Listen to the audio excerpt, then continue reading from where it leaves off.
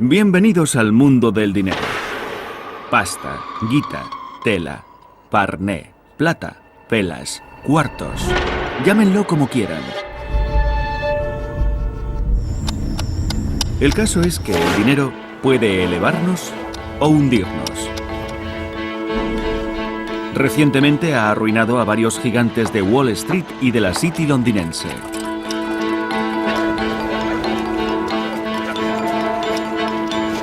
Y cuando los másters del universo se desmoronan, los demás nos preguntamos si nuestros ahorros no estarán más seguros bajo el colchón que en un banco. La gran crisis financiera que se inició en el verano de 2007 nos dejó atónitos. ¿Cómo un problema local con las hipotecas basura o subprime en Estados Unidos pudo desatar un tsunami tal en la economía, barriendo algunos de los nombres más ilustres de Wall Street y forzando la nacionalización de bancos a ambos lados del Atlántico, además de llevar la economía mundial no solo al borde de la recesión, sino incluso de la depresión? ¿Podríamos llamarlo la caída del dinero? Bien, me gustaría explicarles por qué el dinero ha llegado a desempeñar un papel tan importante en nuestras vidas. Es más, quiero demostrarles que la historia de la humanidad ha estado determinada por la economía. Los bancos financiaron el Renacimiento y la bolsa decidió guerras.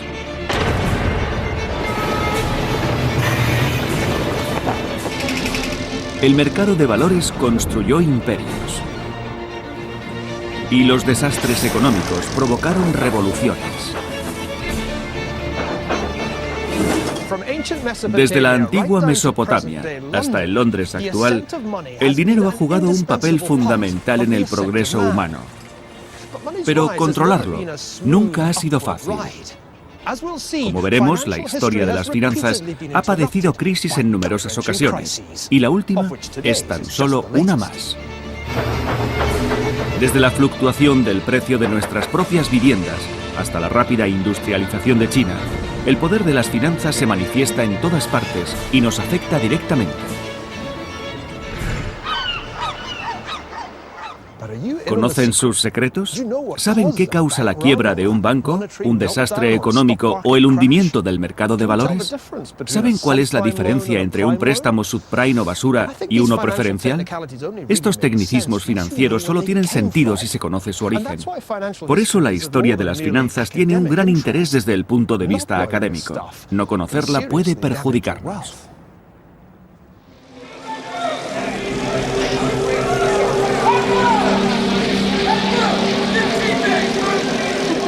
El poder del dinero. Sueños de avaricia.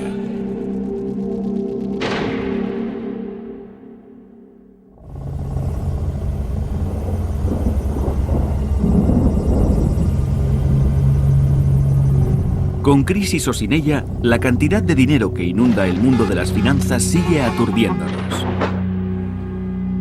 Un baremo es el valor de las acciones en Estados Unidos.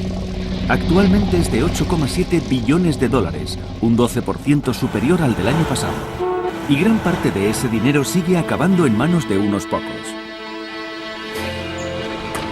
El año pasado, a pesar de la mayor crisis financiera desde la depresión, los fondos de gestión alternativa o de alto riesgo le reportaron a George Soros un beneficio de 2.400 millones de dólares, aproximadamente 41.000 veces más de lo que gana una familia de clase media en Estados Unidos. Como dicen en Wall Street, así se hacen las cosas.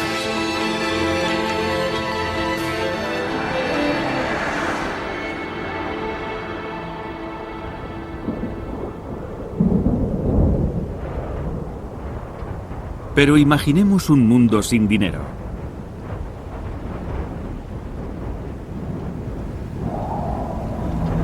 Hace 500 años, la sociedad más poderosa de Sudamérica, el Imperio Inca, no usaba dinero.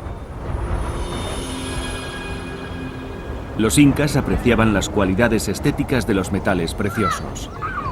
El oro era el sudor del sol, la plata las lágrimas de la luna. El trabajo era la unidad económica del Imperio Inca, el mismo concepto que más tarde emplearía el comunismo. Pero en el año 1532, los incas se toparon con unos hombres cuya pasión por el dinero les llevó a cruzar el océano. Los conquistadores españoles, liderados por Francisco Pizarro, llegaron a un lugar al que llamarían el Alto Perú. Iban en pos de la leyenda de El Dorado, un país cuyo rey se vestía de oro. Después de derrotar a los incas en 1532 en la batalla de Cajamarca, se centraron en la búsqueda del oro. En Potosí, en la actual Bolivia, los españoles lo encontraron. El Cerro Rico, a 4.800 metros sobre el nivel del mar, era una montaña de dinero.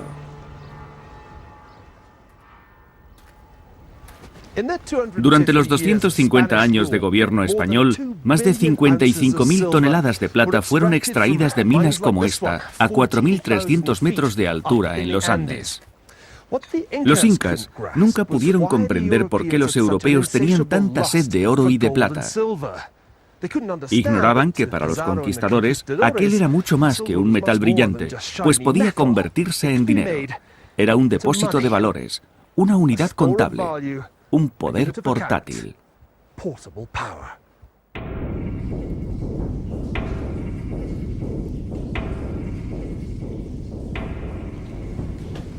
Este lugar me parece angustioso. Los conquistadores emplearon el sistema de trabajos forzados, lo que quiere decir que cualquier varón local sano tenía que trabajar en las minas. Resulta fácil comprender por qué 1 de cada 8 moría a causa de esta pesadilla.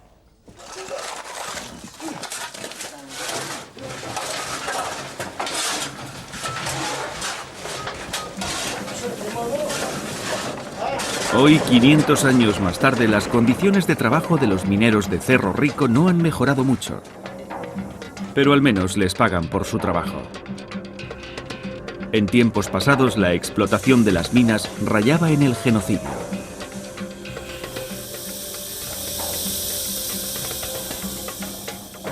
La mena de oro era molida, refinada con mercurio y enviada a Europa en forma de lingotes y monedas. Parecía que la corona española lograría más riquezas de las que se podían imaginar.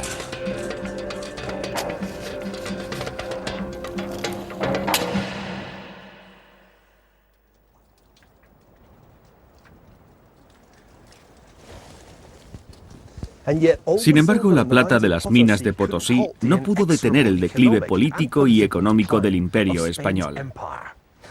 ¿Cómo pudo ser si Pizarro parecía haber hallado la fuente de la riqueza? La respuesta es que los españoles tenían tanta plata para financiar sus conquistas que el metal sufrió una considerable depreciación. Tener más monedas de plata no hizo a España más rica, sencillamente había que pagar más por los mismos bienes. Los españoles no parecieron entender que el valor del dinero depende de lo que los demás estén dispuestos a dar a cambio de él.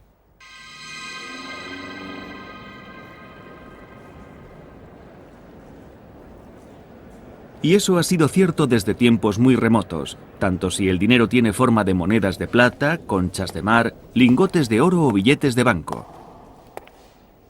Incluso un trozo de arcilla puede ser valioso si la gente confía en él. En la antigua Mesopotamia, hace casi 4.000 años, se usaban tabletas de arcilla como estas para realizar transacciones financieras.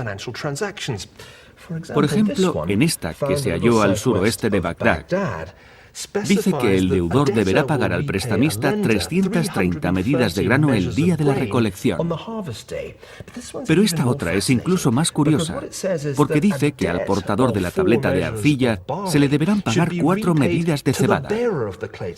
La idea del pago al portador me resulta interesante.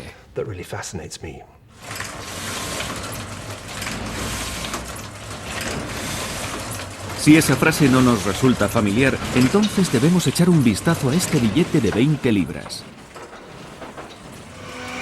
Los billetes de banco no tienen valor intrínseco. Son solamente promesas de pago, igual que las tabletas de arcilla babilónicas de hace 4.000 años.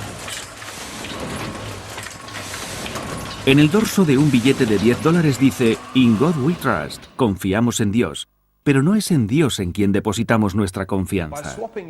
Al cambiar productos o nuestro trabajo por un puñado de esos valores, confiamos en que la Secretaría del Tesoro estadounidense no cometa el mismo error que los antiguos españoles y no emita tantos billetes que una vez en curso carezcan de valor.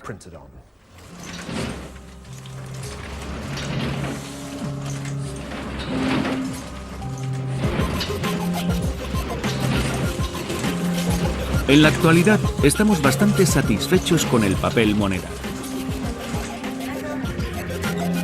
Y lo que es más, estamos satisfechos también con un dinero que ni siquiera podemos ver.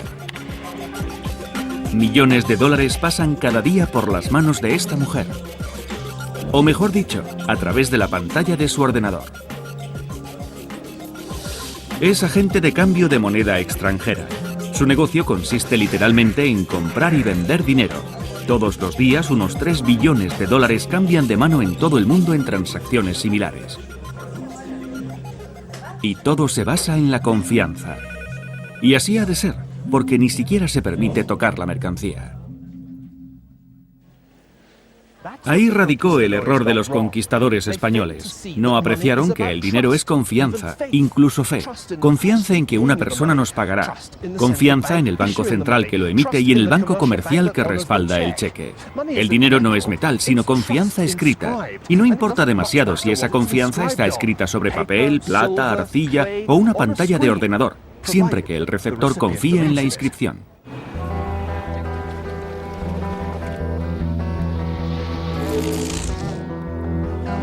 La aparición del sistema monetario de confianza mutua abriría grandes posibilidades que acabarían revolucionando la historia.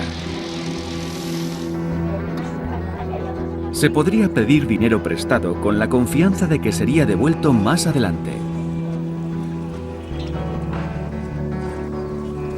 La raíz latina de crédito es credo, es decir, creo.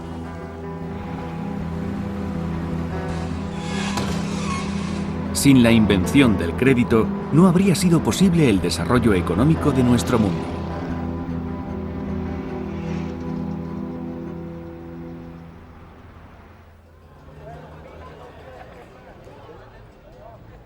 Al considerarlo algo natural, tendemos a subestimar que nuestra civilización está basada en el préstamo de dinero. No es que haga que el mundo funcione, pero sí consigue que un gran número de personas, bienes y servicios puedan funcionar. Desde Babilonia a Bolivia. Resulta increíble que a los primeros prestamistas no se les agradecieran sus servicios. Por el contrario, en todas partes se les consideró malditos. ¿Cuál fue el motivo?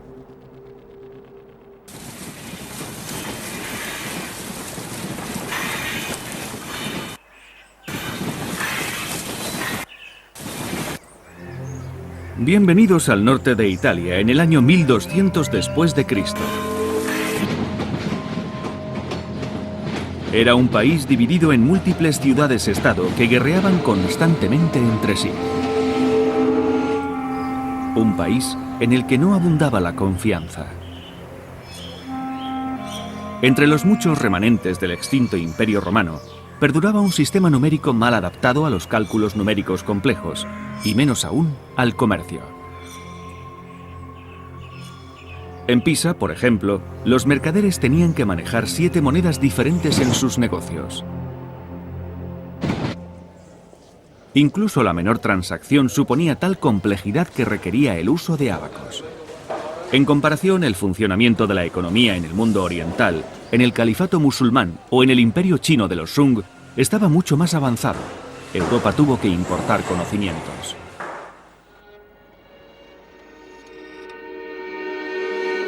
Por entonces, un joven matemático llamado Leonardo de Pisa, conocido como Fibonacci, hijo de un funcionario de aduanas destinado en Argelia, habló de la sucesión, que parecía explicar una de las propiedades de la naturaleza.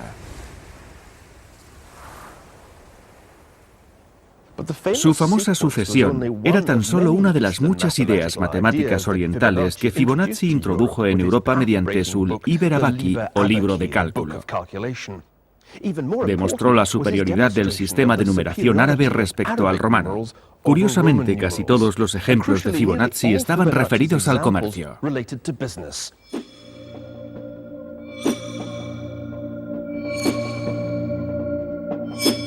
En Europa cualquier cálculo resultaba complicado, pues se empleaban los números romanos.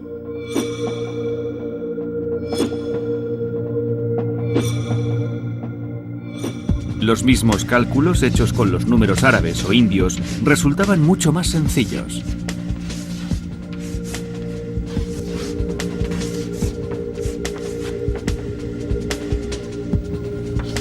En particular, Fibonacci demostró que los nuevos métodos de cálculo podían ser aplicados a la contabilidad, al cambio de moneda y especialmente al cálculo de intereses. Imaginemos lo que supondría calcular porcentajes con los números romanos. El Liber Abaci de Fibonacci facilitó esa tarea. Fue una aplicación directa de las matemáticas a las finanzas.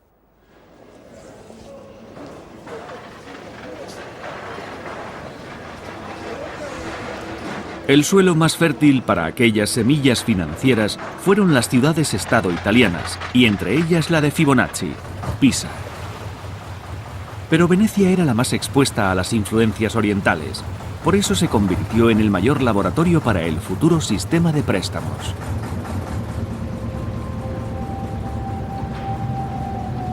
Y por eso sería Venecia la ciudad del prestamista más famoso de la literatura, Shylock, del Mercader de Venecia, obra de William Shakespeare. May you stead me? Will you pleasure me? Shall I know your answer? Pero Shylock solo estaba dispuesto a prestar dinero si el amigo de Bassanio, el mercader Antonio, era su fiador. 3,000 ducats for 3 months. And Antonio bound. Your answer to that? Antonio is a good man. Por bueno, Shylock no quería decir virtuoso, sino bueno para el dinero que iba a prestar a Bassanio, es decir, digno de confianza. Have you heard any imputation to the contrary? Oh, no. My reason in saying that he is a good man is to have you understand me that he is sufficient. 3,000 ducats. I think I may take his bond. Pero los préstamos pueden ir mal y los barcos pueden hundirse. Y eso es precisamente por lo que los préstamos a mercaderes, aunque solo sea por la duración de un viaje, deben ser compensados. Normalmente a esa compensación la llamamos interés, la cantidad que se paga al prestamista además de la suma prestada o principal. El comercio marítimo de Venecia no podía hacerse sin tales transacciones, que hoy en día siguen siendo la base del comercio internacional.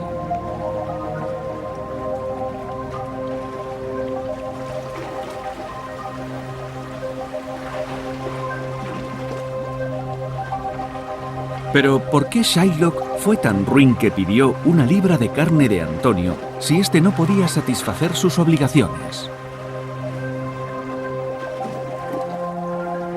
¿Por qué el prestamista de Shakespeare se hizo célebre por despiadado?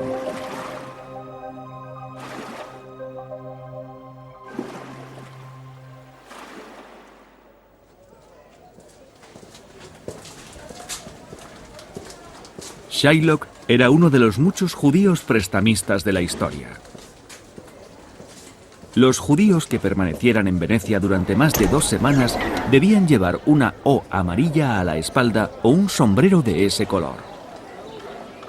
Estaban confinados en un barrio conocido como Gueto Nuevo. Esta es la entrada al gueto judío de Venecia, donde los hebreos estaban obligados a vivir y a pasar la noche. Y se les toleraba por una razón. Los judíos realizaban un servicio prohibido a los mercaderes cristianos: cobrar interés por los préstamos. Aunque Fibonacci hubiera creado las matemáticas del préstamo, sería Shylock quien las aplicara.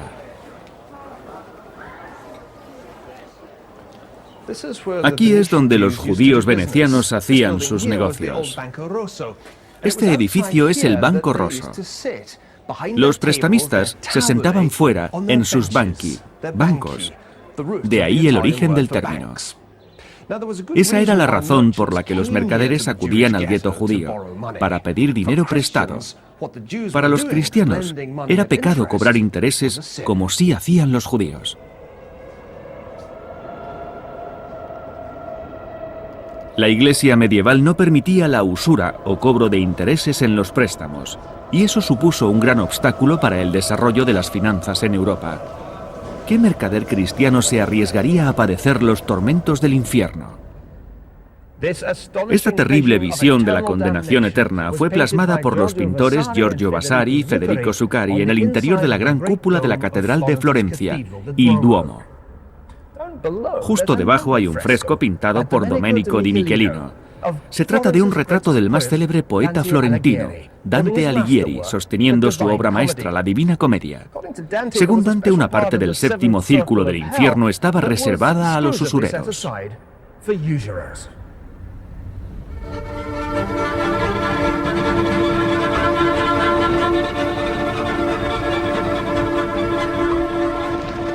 Allí se torturaba a los prestamistas por toda la eternidad con tierra ardiente y nieve helada. Sus cuellos se inclinaban cargados con unas pesadas bolsas. Se suponía que los judíos tampoco debían prestar con interés. Según el capítulo 23 del Deuteronomio bíblico, no se podía prestar a un hermano con interés, pero ¿y a un extraño?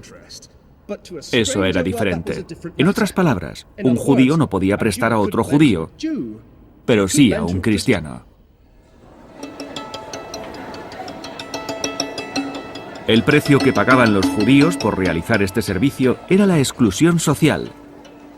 De ahí surgieron los guetos y la secular asociación entre los judíos y las finanzas, una de las pocas actividades económicas de las que no fueron excluidos los hebreos.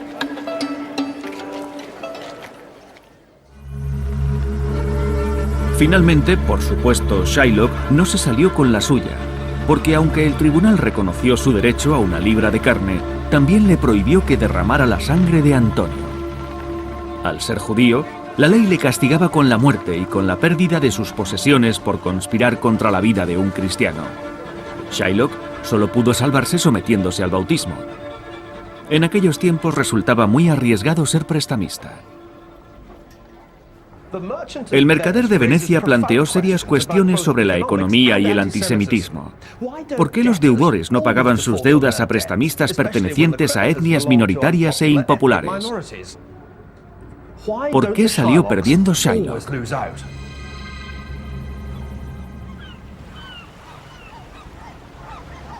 Para comprenderlo no es necesario retroceder en el tiempo.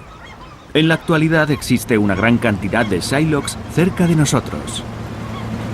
Y no tienen por qué ser judíos para sufrir una suerte similar a la de aquel.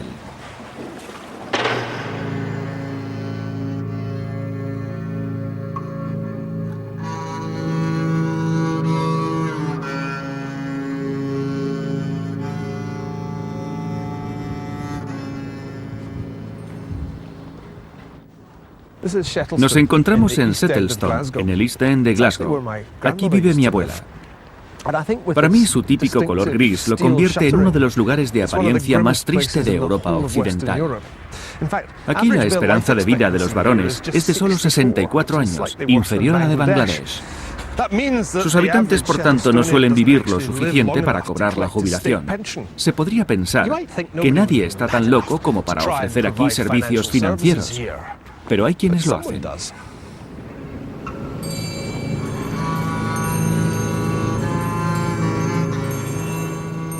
Son los usureros. Se puede conseguir un préstamo dejándoles como garantía la tarjeta de prestación social. El día que llega la pensión les devuelven la tarjeta para ir a cobrarla en la oficina de correos y pagar los intereses. Se trata de una versión moderna del negocio de Shylock. La usura sigue viva en Escocia. Estas son algunas páginas del libro de préstamos de un usurero de Glasgow. Resulta interesante observar su trabajo. Si prestan, digamos, 10 libras, tienen que devolverles 12 libras y media el fin de semana. Eso representa un 25% semanal, que equivaldría a 11 millones por cada 100 al año.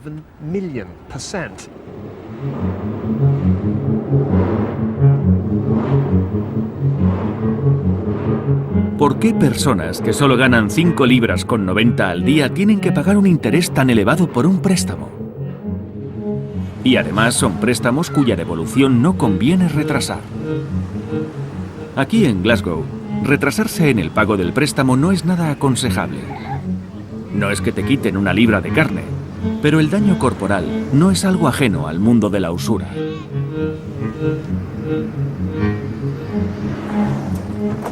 Sencillamente, los usureros particulares tienen que ser rapaces y despiadados, porque los costes de un impago son muy elevados.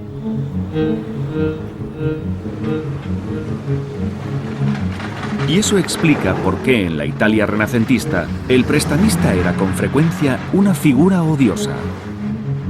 Proporcionaba un servicio, pero a un coste socialmente inaceptable. ¿Qué tuvieron que hacer los prestamistas para evitar este grave problema? Si eran generosos no ganaban dinero, pero si eran demasiado avaros, sus clientes acababan por no pagarles. La solución era crecer y hacerse más poderosos. Había llegado el momento de inventar los bancos.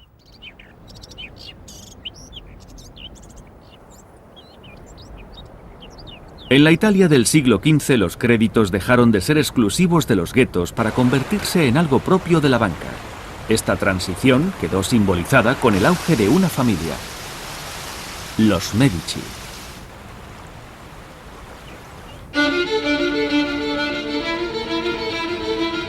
Al elevarlo de categoría, el crédito llegó a la madurez. El préstamo monetario dejó de ser algo reprobable para convertirse en la base de un poder de nuevo cuño.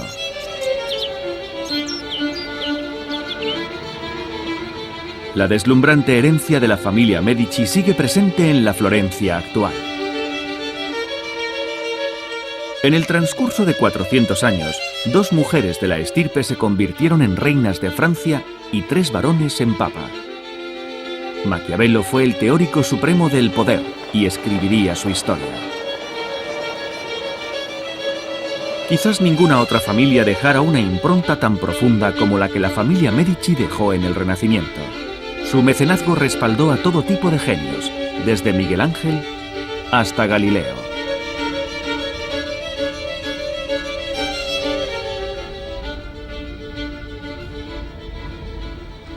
Y aquí, en la Galería Uffizi, se encuentra la colección de arte privada de los Medici, una de las más espectaculares de todos los tiempos.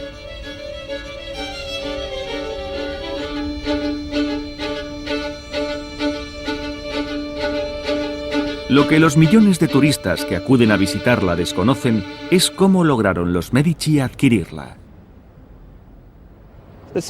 La respuesta es muy sencilla. Eran miembros del arte de cambio, el gremio de cambistas de moneda, al que hicieron muy poderoso. Eran conocidos como banchieri o tavolieri, porque realizaban sus transacciones sentados en bancos junto a una mesa. Al principio lo hacían aquí, en la Vía del Arete de la Lana, la calle del gremio lanero.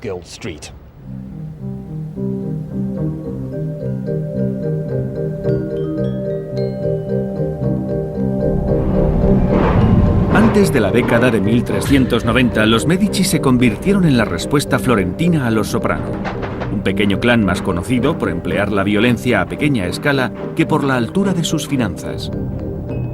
En 17 años, al menos 5 Medici fueron sentenciados a muerte en los tribunales por haber cometido crímenes capitales. Giovanni di Vici de Medici procuró que su familia actuara dentro de la legalidad. Parte de su éxito se debió a un ingenioso sistema de contabilidad que permitió a los Medici sortear las leyes antiusura.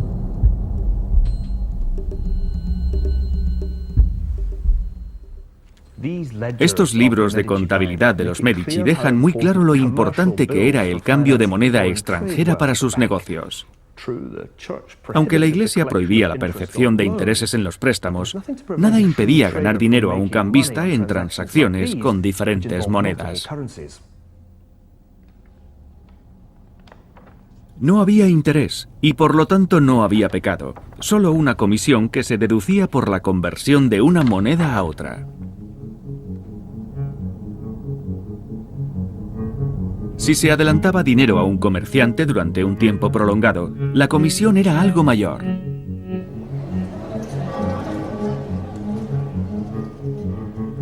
A los que depositaban su dinero en el banco de los Medici se les daba discrezione en compensación por arriesgar su capital. En otras palabras, crédito, pero con los intereses discretamente camuflados. Por primera vez, el préstamo había pasado a manos de la banca.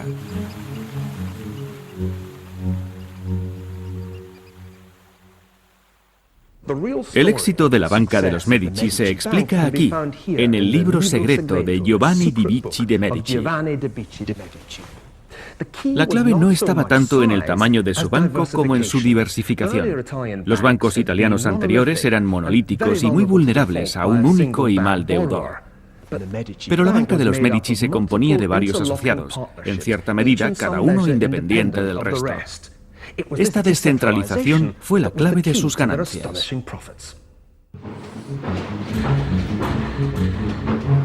Bajo la dirección de Giovanni, la banca de los Medici pasó de Florencia a Venecia y a Roma.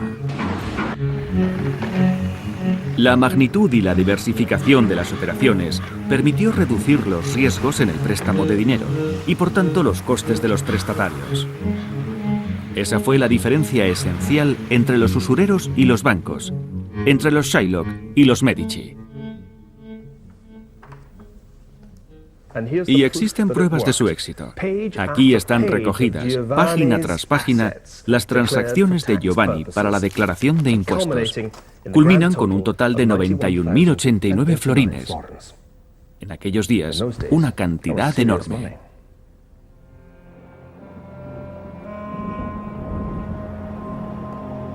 Giovanni murió en 1429.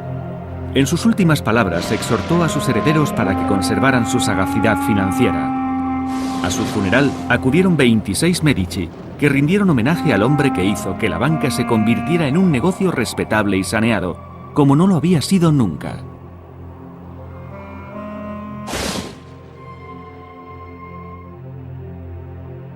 Su hijo, Cosimo, acumuló igualmente riquezas y poder. A los 20 años de la muerte de su padre, el nombre de Cosimo de Medici era sinónimo del propio Estado florentino. Como el mismo Papa señalara, las cuestiones políticas se deciden en su casa. El hombre que él elige es el que manda. Él decide la paz y la guerra y controla las leyes. Es el rey, en todo menos en el nombre. Este cuadro de Botticelli es famoso por la belleza del joven. En realidad es un tributo a un banquero fallecido, Cosimo de Medici. Vemos su efigie en el medallón y una inscripción, Pater Patriae, Padre de la Patria.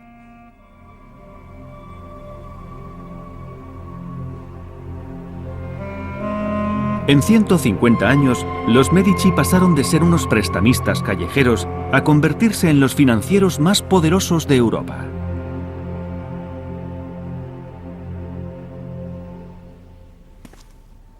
Pero es este cuadro de Botticelli, La adoración de los magos, el que mejor captó la transformación de las finanzas lograda por los Medici. Mirándolo atentamente, se aprecia que los tres magos son Cosimo de Medici lavando los pies de Cristo y sus dos hijos, Piero y Giovanni. El joven de la izquierda es Lorenzo. Fue un encargo del gremio de los banqueros en homenaje a la familia. Quizá debió llamarse La adoración de los Medici. Los banqueros, en tiempos objeto de condena, estaban ahora cerca de la divinidad. Nada podría haber ilustrado mejor el extraordinario ascenso del dinero. Los Medici habían logrado nada menos que el nacimiento del sistema bancario moderno. Otros lo habían intentado antes, pero los Medici fueron los primeros banqueros en conseguir un gran éxito político, y lo hicieron al comprender algo fundamental. En el mundo financiero, lo pequeño pocas veces resulta productivo. Con una banca grande y diversificada, los riesgos se atenuaban. Y centrándose en el cambio de moneda y no tan solo en los préstamos, redujeron el riesgo de tener malos deudores. Para Cosimo y su familia, aquella fue la manera de hacer negocios. Pero ni siquiera los Medici consiguieron ser invulnerables. La banca sufrió grandes pérdidas concediendo préstamos excesivamente generosos a personajes de sangre azul que no sentían ningún reparo en incumplir sus compromisos.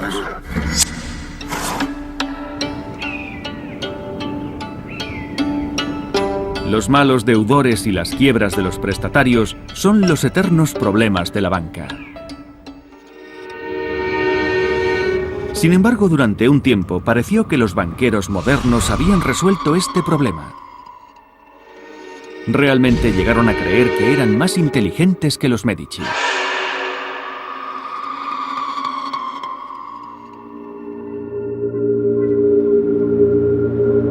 Memphis, en Tennessee, está muy lejos de Florencia, y el mundo de las finanzas ha cambiado mucho desde el Renacimiento. Esa transformación se ha debido a la difusión del sistema bancario moderno, desde la Italia de entonces hasta un país donde el dinero adquiere cada día más forma de crédito fácil. Estados Unidos ha crecido con dinero prestado. Pero si los Medici solían prestar solamente a personas de relativa solvencia, los bancos americanos parecen estar dispuestos a prestar a cualquiera, por lo menos hasta hace poco. Memphis es famosa por sus zapatos de gamuza azul, por sus costillas a la barbacoa y por sus bancarrotas. Se podría decir que aquí la gente es un poco, ¿cómo decirlo? Un poco subprime. Si echas un vistazo por los centros comerciales, encontrarás numerosos signos de pobreza. Los restaurantes de comida barata abundan, y también los establecimientos de crédito para personas de escasa renta. Un lugar donde se puede conseguir dinero prestado con el automóvil como aval. Y otro donde dan un anticipo sobre la paga de la semana siguiente. Eso sin mencionar una casa de empeños del tamaño de unos grandes almacenes. Y cuando uno no tiene nada que empeñar o vender, todavía queda una alternativa: ir a ZLB Plasma, donde se puede vender sangre a $25 la extracción. A veces decimos eso de "nos han sangrado", y es lo que hacen aquí. Emerge una economía alrededor de gente que está arruinada.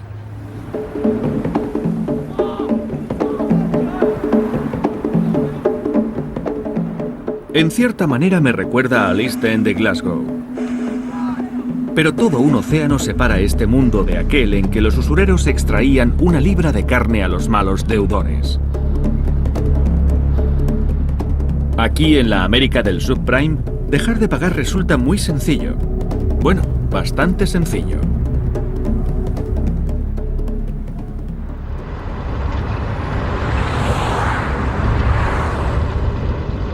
Les presento a Richie.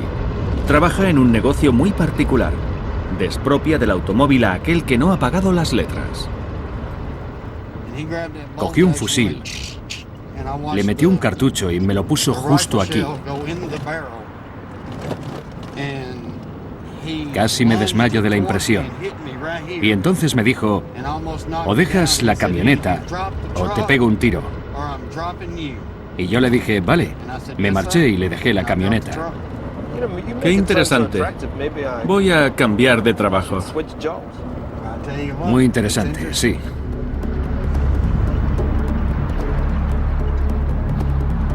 En Estados Unidos es muy frecuente recuperar coches de personas arruinadas.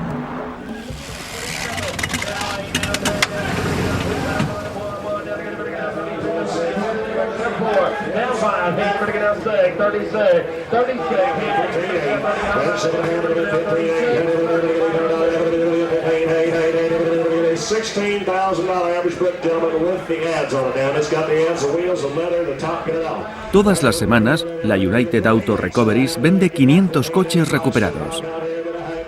Los coches son subastados y podrían llegar a manos de aquellos mismos que no pudieron pagar los plazos. A veces son recuperados de nuevo y vueltos a subastar.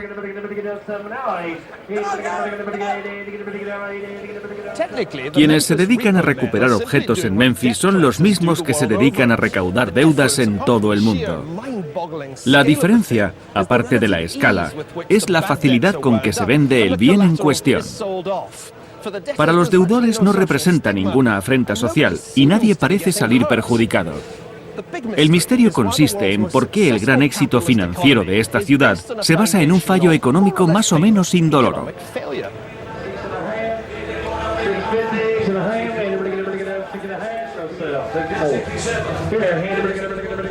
Aquí en Tennessee, cuando a alguien le quitan todos sus bienes, acude a uno de los abogados de quiebras de Memphis, junto con las otras 13.000 personas que se arruinaron el año anterior.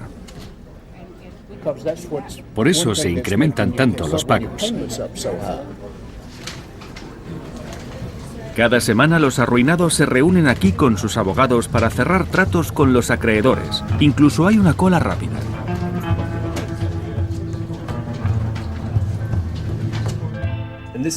En este caso se trata de un préstamo por 1 o 2 coches. Pero la verdad es que no parece que vaya a efectuarse ningún pago. Realmente se trata de 3 coches. ¿3 coches? Sí, el tercer coche fue embargado por la comunidad, que ahora es la propietaria. Resumiendo, que se supone que tenían que pagar. ¿Y qué es lo que pagan? Bueno, el pago se redujo de $241 a 107. Vale. De común acuerdo. El pago mensual se redujo a menos de la mitad.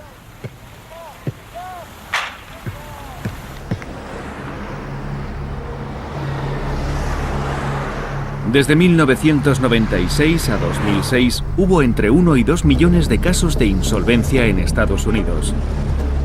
Casi todos relacionados con personas que prefirieron la quiebra antes que satisfacer sus deudas.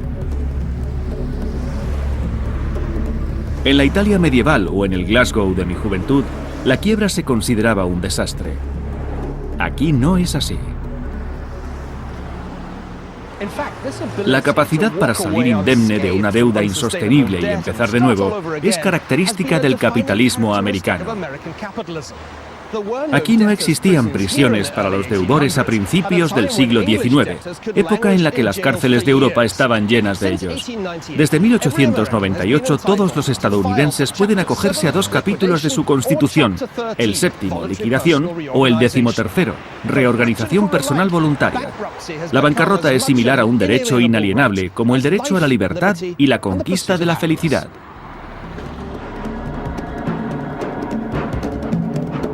En teoría, la ley norteamericana trata de promover el desarrollo y creación de nuevas empresas. Y eso significa dar un respiro a las personas a las que las cosas no les salen bien la primera vez. Los atrevidos no son apartados cuando yerran intentando ganar. La bancarrota de un día podría preceder a un futuro millonario. Es una teoría que parece dar resultados. Muchos estadounidenses que hoy son célebres fracasaron en sus comienzos. Entre ellos el escritor Mark Twain, el cómico Buster Keaton y el mismísimo Henry Ford. Esos hombres prosperaron gracias a que se les dio la oportunidad de probar, fracasar y empezar de nuevo. Los bancos saben que parte de sus préstamos no serán devueltos.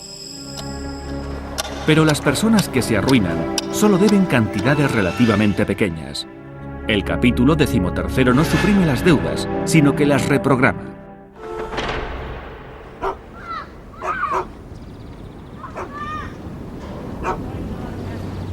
Es una equivocación creer, como Antonio en El mercader de Venecia, que los prestamistas son unas sanguijuelas que chupan la sangre a los infortunados deudores.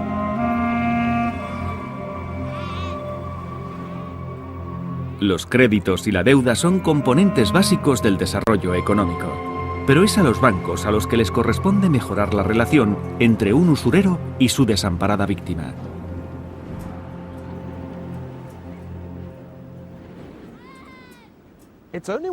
Cuando los prestatarios, como los que acuden a este establecimiento de Glasgow, tengan acceso a un sistema eficiente de crédito, podrán escapar de Shylock. Solo entonces los ahorradores podrán depositar su dinero en bancos fiables.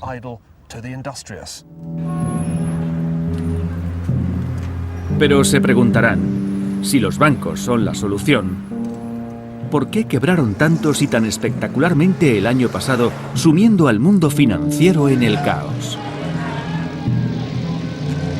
Para comprender por qué las deudas inseguras pueden causar tal desbarajuste en lugares como Memphis, hay que entender primero por qué se rompieron las relaciones entre bancos y prestatarios cuando los préstamos fueron asegurados y vendidos a inversores incautos.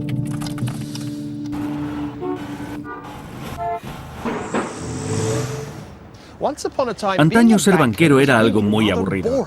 Vivías siguiendo la regla del 3-6-3. Pagabas el 3% por los depósitos, percibías el 6% por los préstamos y estabas en el campo de golf a las 3 en punto. Pero hoy la banca es muy absorbente. Ciertas innovaciones financieras aparecidas en lugares como Memphis hicieron que los préstamos a personas corrientes se transformaran en obligaciones de deuda colaterales. Se trataba de alquimia financiera, convertir el plomo en oro o los residuos tóxicos en valores garantizados. Esto fue posible porque el ascenso de los bancos vino respaldado por el segundo gran pilar del sistema financiero moderno, el mercado de bonos. Bonds en inglés.